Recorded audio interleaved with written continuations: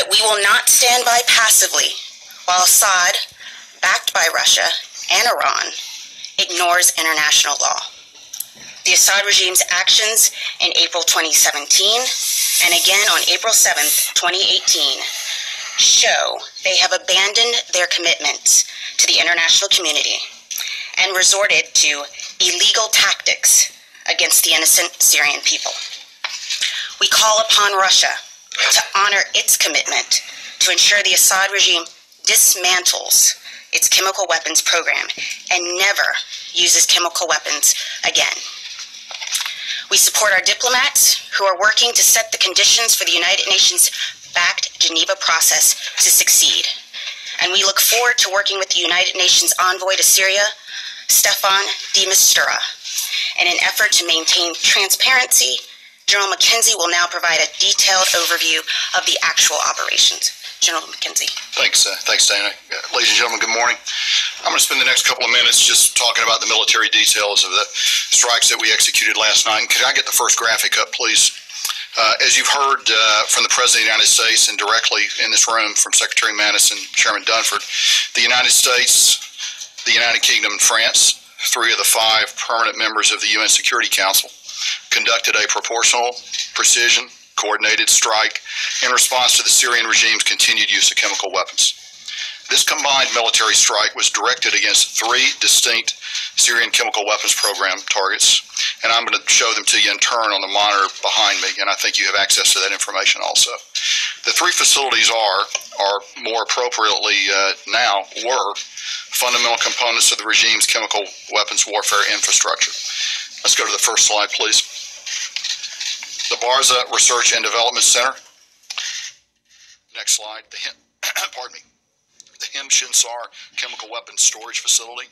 And last, in the next slide, please, the Him-Shinsar Chemical Weapons Bunker Facility, which is located about 7 kilometers from the previous Him-Shinsar site.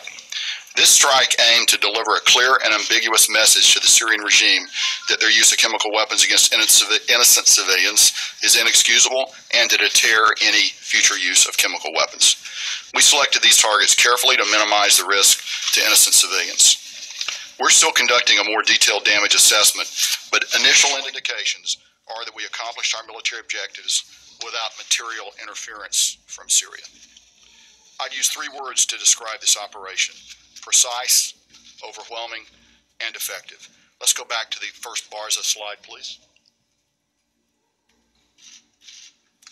Against the first target, the Barza Research and Development Center, which is located in the greater Damascus area, we employed 76 missiles. 57 of these were Tomahawk land attack cruise missiles, and 19 were joint air-to-surface standoff missiles, or JASSMs. As you can see for yourself from the graphics, initial assessments are that this target was destroyed. This is going to set the Syrian chemical weapons program back for years. And you also note that we've successfully destroyed 3 buildings in metropolitan Damascus, one of the most heavily defended aerospace areas in the world. Next slide, please. Against the second target, the Him-Shinsar Chemical Weapons Storage Facility, which is located in Syria just west of Homs, 22 weapons were employed: 9 U.S. T-LAMs, 8 Storm Shadow missiles, 3 naval cruise missiles, and 2 Scalp land attack cruise missiles. So this target was attacked by all coalition forces. Our Tomahawks, the British Storm Shadow, and then the French missiles went against it as well. Against the third target, next slide, the Him-Shinsar Chemical Weapons Bunker Facility, we deployed 7 Scalp missiles. Again, the initial assessment is that this bunker facility was successfully hit.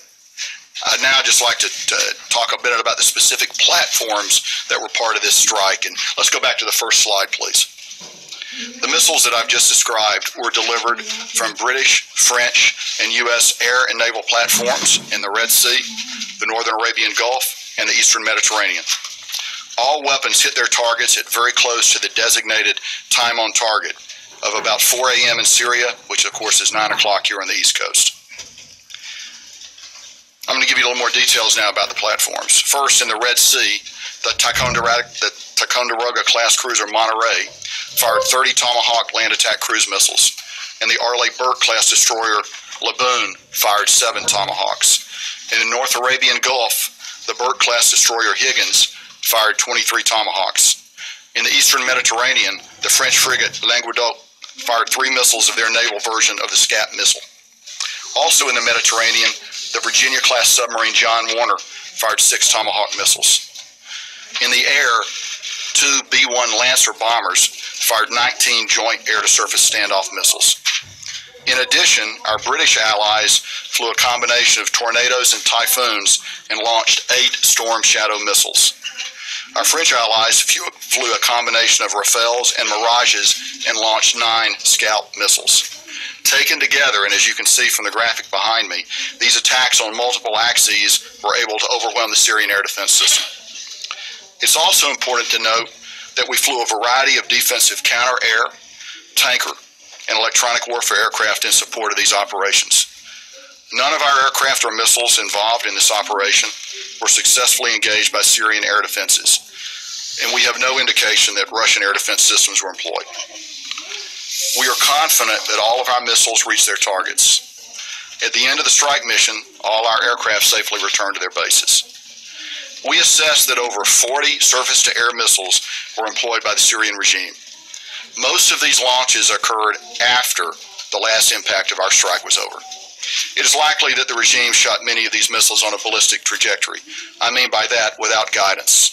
And we assessed that the defensive efforts of Syria were largely ineffective and clearly increased risk to their own people based on this indiscriminate response. When you shoot iron into the air without guidance, it's going to come down somewhere. By contrast, the precise nature of our strike and the care which our allied team planned and executed significantly reduced the risk of collateral damage to civilians.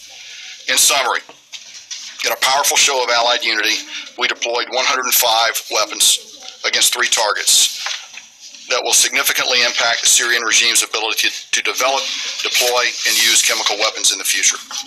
It's been said before, but I want to emphasize again that by comparison, this strike was double the size of the last strike in April 2017, and I'd also emphasize that this strike was a multinational effort.